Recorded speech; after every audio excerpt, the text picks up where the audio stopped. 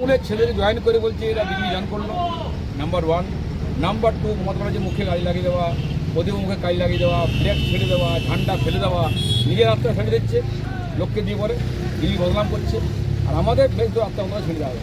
মনে রাখবেন, মোদিজির মনে মানুষ গেঁথে গেছে, পদ্মফুল মনে মনে মানুষের মতো গেঁথে গেছে। যাই করিনি কেন, 15 বছরে সন্ত্রাস, অত্যাচার, নারী ধর্ষণ, খুন, শিল্প বন্ধ, লোকের কাজ নেই, জল নেই, হাঁকা করছে মানুষ। মানুষ যাই বলুন না, মানুষ ভুলবে না। 21-এ ভোট পায়নি তৃণমূল, 24-এ পায়নি, 26-এ পাবে না।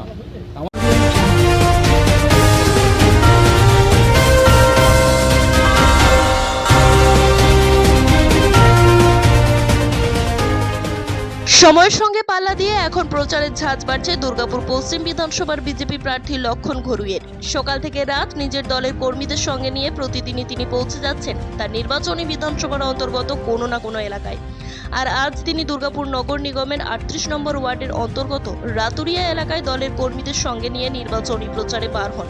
আর সেখানে গিয়ে সব বয়সের ভোটারদের সাথে দেখা করে চাইলেন তাদের আশীর্বাদ এবং সাধারণ ভোটারদের উদ্দেশ্যে বলেন, এবার বাংলায় পরিবর্তন হতে চলেছে আর তারপরেই সাধারণ মানুষের ভালো দিন ফিরবে।